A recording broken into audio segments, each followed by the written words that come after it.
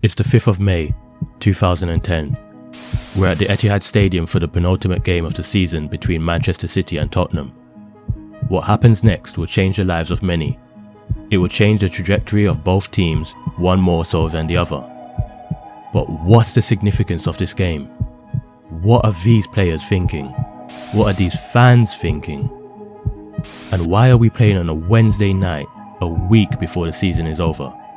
To truly tell the story of how important this game is, we need to take a deep dive. Let's go back a bit. It's match day 37 of the 2009-2010 Premier League season. Manchester City sit a point and a place behind Tottenham Hotspur, who, right now, currently holds the final Champions League qualification place, albeit a playoff round. Qualification for the Champions League has been a closed shop now for the past 4 seasons. Chelsea, Manchester United, Arsenal and Liverpool have occupied the top 4 each year from 2005 till now. But with Liverpool having a disastrous season sitting in 7th, unable to reach the top 4, the door has opened wide for one team outside the Big 4 to sneak in and claim a dream Champions League spot. A win for City puts them in the driving seat to securing a first ever qualification to the Champions League. A win for Spurs, on the other hand, will guarantee their first ever Champions League qualification. A draw and it's still up for grabs. And it's been a long wait since either of these two teams have played in Europe's elite competition. City last played in the European Cup, the precursor of the Champions League, in 1969, where they were knocked out in the first round by Turkish side Fenerbahce. Tottenham's last game in the European Cup, however, came in 1962, when they lost in the semi-finals to Eusebio's Benfica. Since then, they've both picked up silverware elsewhere in Europe. Tottenham won the very first edition of the UEFA Cup in 1972 before winning it again in 84, while Man City won the Cup Winners' Cup in 1970, the only European trophy to date. Man City went 25 years without playing in Europe, and in the meantime they bounced between the first and second divisions of English football, before falling as far down as the third tier in 1998. Spurs have had sporadic appearances since 1984, without success. 3 more times in the 80s, twice in the 90s, once in 2000, and for the past 3 seasons they've played and failed in the UEFA Cup. But it's only up until a couple of years ago did things start to change for both teams. On the 22nd of October 2007, Tottenham Hotspur were the 3rd best scorers in the league, but somehow sat in the relegation zone in 18th place with just 1 win from the opening 10 games. With that poor start, manager managerial was sacked, almost 2 years on from leading the club to 5th place in 2006. Spurs would appoint Spaniard Juande Ramos as his replacement, but it took quite a long time before things started to improve. As on the 2nd of December, they were still near the bottom of the league in 16th place, just 1 more win in that period. They turned it around in 2008 however, finishing in 11th place, winning the League Cup in February with a 1-0 extra time win against Chelsea. You'd think this would kick off a great managerial reign for Ramos at Spurs, but who is this? See, the very next season, it happened all over again. No wins from the opening 8 games, including a back-breaking 2-1 defeat away at newly promoted Stoke City, where Gareth Bale and Michael Dawson were both sent off. This meant that Juande Ramos had to be sacked, and in came Harry Redknapp. The team were given an immediate bounce. A 2-0 home win over Bolton Wanderers, an incredible 4-4 comeback draw against rivals Arsenal, followed by wins over Liverpool and Manchester City. A win against Man City, that seems all so familiar. In the entire 17 seasons of the Premier League between 1992 and 2010, City had only beaten Tottenham on 3 occasions out of 25 games, which would seem to give Spurs the upper hand in this fixture. But this is a different Man City. In 2007, there was speculation around a possible takeover of Man City by former Thai Prime Minister Thaksin Shinawatra. Did I say former? I meant deposed Prime Minister.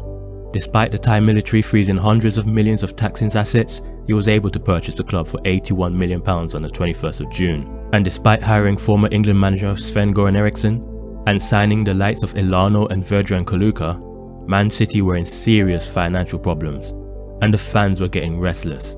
They needed a saviour. And boy did they get one. Just months into the 2008-2009 season, Manchester City were taken over by Abu Dhabi United Group, led by Sheikh Mansour, with the deal being reported around £200 million. This made City one of the richest clubs in Europe, let alone the country, with the owners hoping to turn them into a global powerhouse in the future. With this, Manchester City began making blockbuster signings. They broke the British transfer record to bring in Robinho from Real Madrid for £32.5 million. They brought in the likes of Craig Bellamy, Vincent Kompany, Pablo Zabaleta and Joe in the summer window that totaled more than £100 million.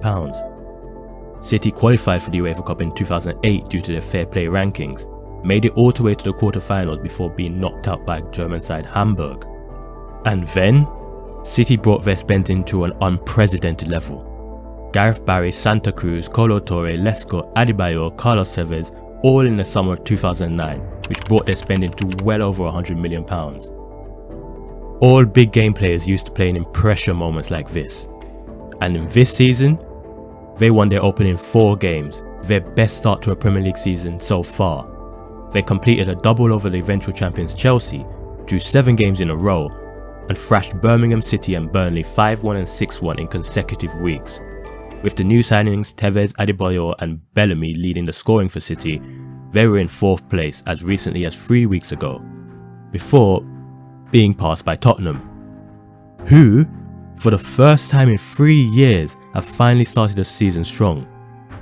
Like Man City, Spurs too won their opening 4 games, and also like Man City, they were hammering teams, putting 5 past Burnley, and on the 22nd of November, they put 9 past Wigan Athletic, with Jermaine Defoe becoming just the 3rd player to score 5 in one game.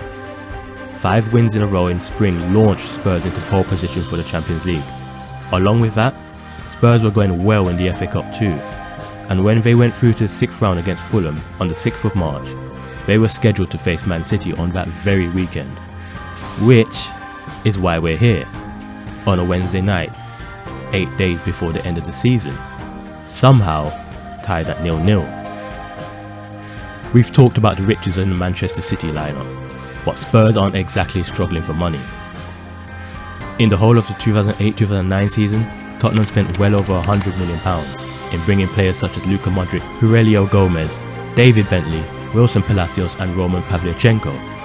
And Harry Redknapp went to his former club Portsmouth and poached Defoe, Yunus Kabul, Nico Cranshaw and a certain Peter Crouch. Crouch, who has bags of experience playing in the Champions League.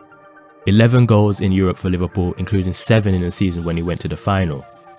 Now, Spurs are relying not just on Defoe but on Crouch to take them over the line. And boy has he had some chances this evening. In the first half, he slams a header onto the post.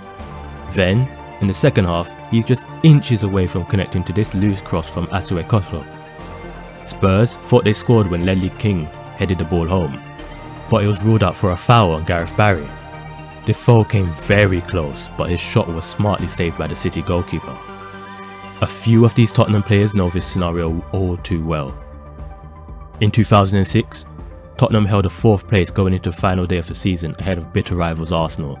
They travelled to West Ham needing a win to secure Champions League football for the very first time. There were nerves. That may or may not have been due to some lasagna they ate the day before, but that's another story.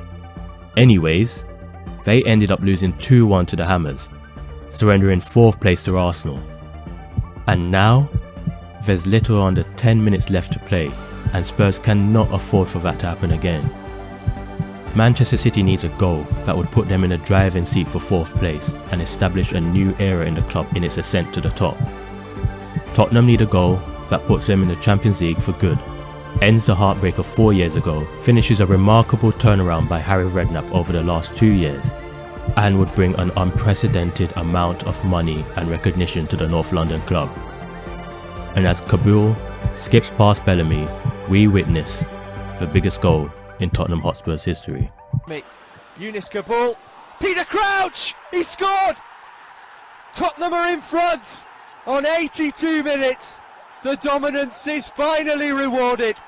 And is that the goal that sends Tottenham Hotspur into the Champions League?